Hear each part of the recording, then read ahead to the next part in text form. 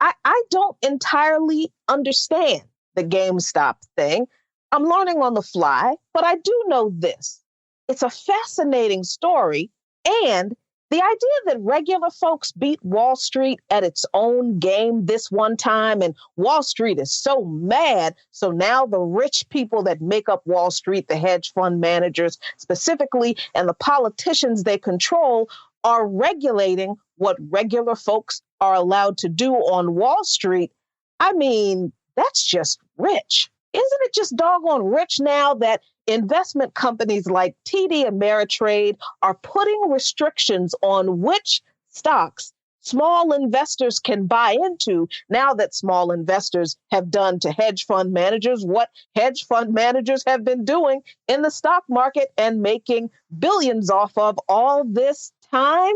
I mean, these people that run Wall Street and the politicians they control have screwed us over time and time again with their own risky trading that makes them billions, but has negatively impacted the economy more than once, even to the point of causing the last recession that tens of millions of people lost their home equity, their homes, and millions have still never recovered from. But they, the Wall Street fat cats and the financial industries that were in on the grift, they got bailed out by the politicians when their big profitable risks caused us to lose, but no one bailed us out. And that's why Redditors who are running up GameStop's share prices are doing what they're doing. And you know what? I'm not even mad at them for it. Good for those folks on Reddit who made enough money to afford to pay off their student loan debt and were able to afford surgeries for family members who have cancer and multiple sclerosis and other conditions off of this gamble that they have participated in with GameStop. Yeah, there was one person who was able to invest $700,000 and ended up making $14 million in a matter of days. But most of the people involved in this thing put in a few $100, if that much, and came out much better for it so far. Regular folks did research that is just as reliable and just as comprehensive as the highly paid, tailored suits on Wall Street and the financial analysts featured on CNBC and in the Wall Street Journal. They speculated with the best of them, and their coordinated effort to keep hedge fund managers from profiting off of a company's potential failure, in this case GameStop, paid off big time for them. But instead of celebrating the power of the free market for the little guy, what's happening now? The people who control the free market are punishing the little guy for thinking that the market was actually free for them. We'll try to make it clear to you by now, if you didn't know it before, that this idea of a free market is and always has been a lie. Not only was the stock market never an indication of how healthy the economy is, because 80% of the value of the entire market is actually in the hands of just 10% of the population, and those people are filthy, stinking rich and could not possibly represent all the underpaid and underemployed people whose labor creates all that wealth, but who don't see their fair share of it.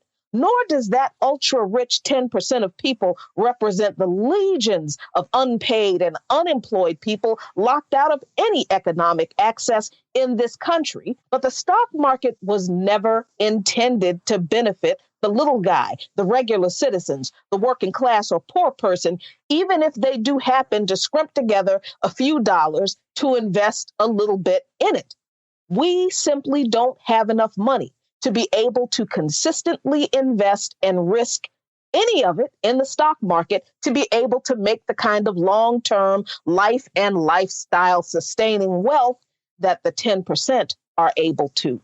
If we're lucky enough to have a job with a 401k, we might make enough money to have a little extra income when we retire to help with some bills. But even most people with 401ks or similar investment vehicles through their jobs aren't able to contribute enough money on a regular basis to make significant investments. And most people are risk averse in investing because they can't afford to lose a bunch of money on investments over and over again because we got bills. Only the rich can afford to lose money in investments because they have so much of it at their disposal outside of investments. And they even get to write some of those losses off on their taxes.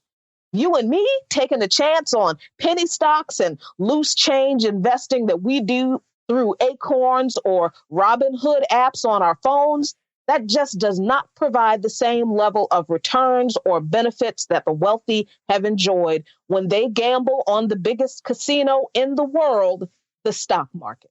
All of this risky wheeling and dealing was great for the professionals, but it has to be stopped. And more regulations needed to keep this from happening again that are being put in place now that some random folks on the internet were able to beat the hedge fund managers and market wizards at their own game. A volatile market is good for the fat cats when they're raking in their dough, but it's a disaster when the serfs figure out how to do it. And this ought to also serve as a huge warning to folks who believe in this idea that capitalism is going to save Black people too. Not because there can't be individual instances of Black people being able to gamble and win in the stock market or Bitcoin or whatever financial market scheme that exists that props up this unequal and unjust capitalist system. Sure, anyone who has a few extra dollars to consistently invest in stocks or options or whatever they can to make a few extra bucks can do that over time. A few with a little more money to invest can make quite a bit in a short period of time, but the vast majority of us cannot afford any extra anything to risk losing on any investment that is not a sure thing. And investments are not sure things, y'all. The stock market really is not a sure thing. Not only that, but investing in the stock market is not going to get us free, folks. I've seen plenty of Black folks with $5 over breakfast money claim that if we just invested more or better, stop buying Starbucks coffee and invested that $5 instead, we could be like Elon Musk and be free of racism and oppression or whatever it is these people are selling with their snake oil. But as you see with this GameStop episode, when the little guy maneuvers the rules and figures out how to win, the people who own the game and control the board change the rules every time.